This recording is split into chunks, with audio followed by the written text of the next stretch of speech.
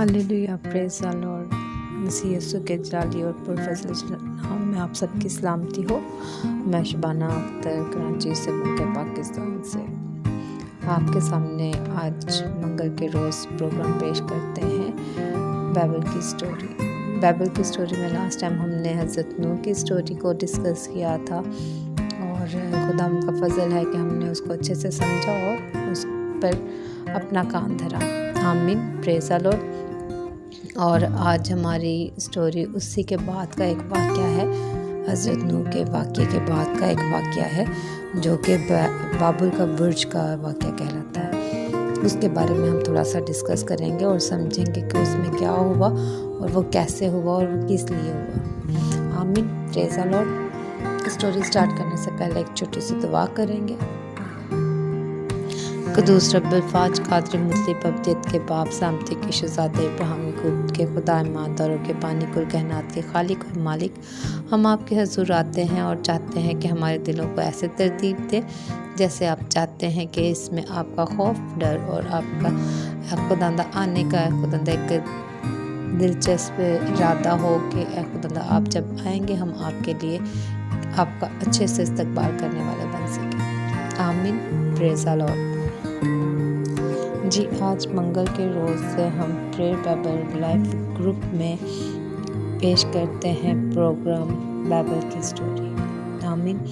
उस स्टोरी में आज हम जानेंगे बाबुल के बुर्ज की स्टोरी के बारे में। बाबुल की बुर्ज की स्टोरी की एक जो मैं बात बताना चाह रही हूँ वो ये है कि ये जो ज़ुबानों में हमारे इख्तलाफ हैं, जो कि अब हम अलग-अलग ज़ुबानें बोलते हैं, वो उस वक्त से ही स्टार्ट हुई है। तो ये खुदावंद का एक अच्छा फ़ैसला था। अच्छा फ़ैसला इसलिए था कि अगर हम एक ही ज़ुबान बोलते तो आज फिर हम वही हरकत करते जो उस वक्त नूह के दौर के बाद हुई। फिर हम खुदावंद के को ठेस पहुंचाने की कोशिश करते, खुदावंद के जलाल को एक तरह से अगर हम कहें कि उस जलाल को देखने के लिए उसके जलाल को तर्क करने की कोशिश करते, क्योंकि खुदावंद ने अभी तक देखें ज़मीन से आसमान तक के लिए कोई रास्ता नहीं बनाया। और जब हम बाबुल के बुर्ज की स्टोरी को देखते हैं तो इसमें ऐसा एक रास्ता बनाने की इंसान ने कोशिश की थी जो कि खुदावंद ने पूरी नहीं करने दी। आमीन, प्रेज़ द लॉर्ड। स्टोरी हमारी मिलती है हमें पैदाइश उसकी 11 बाब की 1 से 9 आयत तक हमें ये स्टोरी मिलती है। जो उसको तफसील से पढ़ना चाहे वो आराम से पढ़ सकता है। तो इस स्टोरी का सिर्फ एक जो ख़ास बात है, जो मुद्दा है या फिर जो हासिल कलाम है, वो मैं सोच रही थी कि हमारे पास पैदाइश उसके 11 बाब की 7वीं आयत में है, जो कि मैं यूँ पढ़ूँगी। 7वीं आयत में कुछ यूँ मरकूम है, सो आओ हम वहाँ जाकर उनकी ज़ुबानों में इख्तलाफ डालें ताकि वो एक दूसरे की बात समझ ना सकें। आमीन, प्रेज़ द लॉर्ड। तो ये स्टोरी कुछ इस तरीके से शुरू हुई कि जब हज़रत नूह का तूफ़ान आया तो उनमें से कोई जान ना बची, सिर्फ उनकी फैमिली की जान बची। तो फिर खुदावंद ने अपना फजल दिखाया। खुदावंद ने कहा कि मैं आज के बाद इंसान को पानी से गर्क ना करूँगा। फिर खुदावंद ने रोए ज़मीन पर इंसान की तादाद बढ़ाई। जब इंसान की तादाद बढ़ाई तो उन्होंने फिर अपने लिए एक जगह मुकर्रर की कि हम ऐसा करते हैं, इस जगह पर हम कॉलोनी बनाते हैं, उस जगह पर हम रहते हैं और उस जगह को हम एक जगह बनाएंगे और वो खुदावंद के नाम से होगी। आमीन, प्रेज़ द लॉर्ड।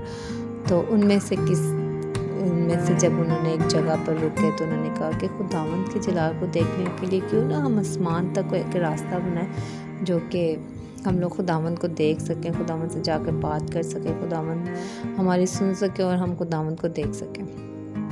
तो उन्होंने सब ने एक साथ होकर मुत्तफ़िक होकर एक काम किया, ईंटें बनाई और ईंटें बना के चूने से फिर उन्होंने उसको सीमेंट के ज़रिए से जोड़ के एक बुर्ज बनाया जो कि ज़मीन से आसमान तक तकरीबन पहुंच ही चुका था। पर फिर खुदावंद ने जब देखा, खुदावंद ने देखा ये तो मेरे करीब आ गए हैं, मुझसे ये आएंगे, मैं तो ان کو کیونکہ وہ نورانی ہے، وہ ہمیں نظر نہیں آتا، وہ تو ایک روح ہے، ایک جلال ہے جس کو دیکھ نہیں سکتا انسان۔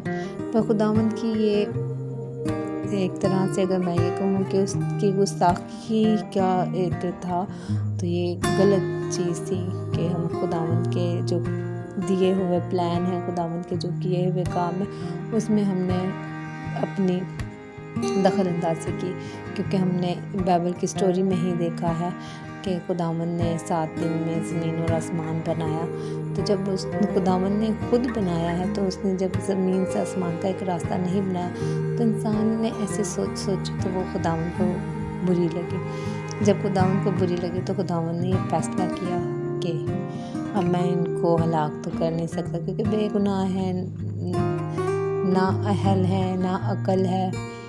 تو کیونکہ خداوند میں ہم سے زیادہ عقل اور ہم سے زیادہ سمجھ بوجھ ہے، تو خداوند کی نظر میں ہم بالکل عقل سے خالی ہیں، ہم ناقص عقل ہیں۔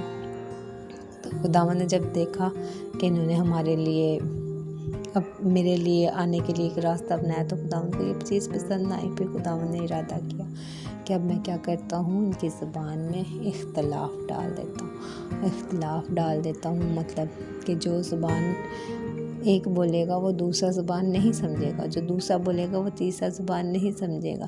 تو جب کام چل رہا ہو اور اگر میں کام چلتے ہوئے کسی سے یہ کہہ دوں کہ مجھے چمچ دو، اور اس کو چمچ جو ہے اس کی زبان میں، کیونکہ ہم دیکھتے ہیں کہ یہاں پر ہمارے پاس بہت ساری زبانیں ہیں، تو انگلش والے کو میں اگر کہوں کہ چمچ دو، تو وہ تو چمچ کبھی بھی نہ دے گا، کیونکہ اس کو پتہ ہے کہ چمچ کی جگہ اگر میں اسپون کہوں گی تو وہ دے گا۔ تو اسی طریقے سے خداوند کا یہ کتنا اچھا پلان تھا کہ نہ کوئی لڑائی، نہ کوئی جھگڑا، نہ کوئی فساد، بس ایک زبان میں اختلاف۔ جب خداوند نے اختلاف ڈالا، تو خداوند کا جو منصوبہ تھا کہ یہ برج نہ کمپلیٹ ہو اور یہ ایسی حرکت نہ کریں، کیونکہ یہ برج بناتے تھے، اس دور کے لوگ برج بناتے تھے، مورتیں بناتے تھے، اور قربانی کے لیے جو برے بناتے تھے اس کی وہ پوجا کرتے تھے، عبادت کرتے تھے، کہ اس سے خداوند خوش ہوگا، بٹ ایسا نہیں ہوتا تھا، خداوند اس سے خوش نہیں ہوتا تھا۔ اور وہ جب بت بناتے تھے، اس کی پرستش کرتے تھے، تو خداوند کو برا لگتا تھا۔ اسی لحاظ سے خداوند کو یہ برج بھی برا لگ رہا تھا کہ اب یہ بنا لیں گے، اور جب یہ سوچیں گے کہ یہ خداوند کے ساتھ راستہ ہے، تو یہ اس کی بھی پوجا کریں گے، اس کی بھی پرستش کریں گے۔ تو خداوند نے کہا کہ اب بہتر یہ ہے کہ میں ان کی پرستش میں ان کے جو پلان ہیں یا ان کی سوچ اس میں خلل ڈالوں۔ تو جب خداوند نے اس میں خلل ڈالا، تو پھر نتیجہ یہ ہوا کہ کوئی اگر اینٹ مانگتا تھا تو دوسرے کو اس کی زبان نہیں سمجھ میں آتی تھی، تو وہ اینٹ ہی نہیں دے سکا۔ تو خداوند کا منصوبہ بھی کامیاب ہوا اور کوئی نقصان بھی نہ ہوا۔ آمین، پریز دی لارڈ۔ خداوند کا منصوبہ یہ تھا کہ میں ان کی زبانوں میں اگر اختلاف ڈال دوں گا تو یہ اپنا کام مکمل نہیں کر پائیں گے، اور ایسا ہی ہوا۔ اور آج بھی وہ برج انکمپلیٹ ہی ہے، وہ کمپلیٹ نہیں ہو سکا، کیونکہ خداوند کی اس میں رضا نہیں تھی، خداوند کی اس میں مصلحت نہیں تھی، خداوند نہیں چاہتا تھا۔ تو اس کہانی کا جو حاصل کلام ہے وہ یہی ہے کہ خداوند جس چیز میں چاہتا ہے اختلاف ڈالتا ہے، جیسے کہ ہم نے اس میں اسٹوری میں دیکھا، بابل کا اصل میں معنی ہی اختلاف کے ہیں۔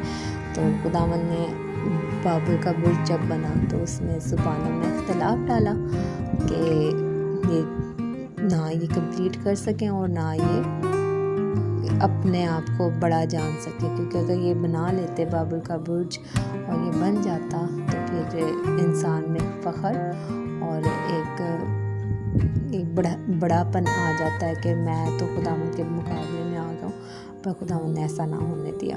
آمین، پریز دی لارڈ۔ تو پھر اس جو ہماری اسٹوری ہے اس کا یہی حاصل کلام نکلتا ہے کہ ہمیں عاجزی کے ساتھ خداوند کے حضور آنا چاہیے اور خداوند کے دیے ہوئے حکموں پر عمل کرنی چاہیے، نہ کہ اپنی سوچوں اور اپنی خواہشوں کو آگے رکھنا چاہیے، جیسا کہ بابل کے لوگوں نے کیا کہ انہوں نے اپنی سوچ اور اپنی خواہش کے مطابق ایک برج بنایا جو کہ غلط چیز تھی خداوند کی نظر میں، اور خداوند نے اس کو مکمل نہ ہونے دیا۔ یہ خداوند کا پلان تھا، اور خداوند کا پلان اس لیے تھا کہ ہم خداوند کی مرضی کے مطابق نہیں چل رہے تھے۔ آمین، پریز دی لارڈ۔ خداوند ہمیں اپنی مرضی کے مطابق چلنے کی توفیق دے، آمین۔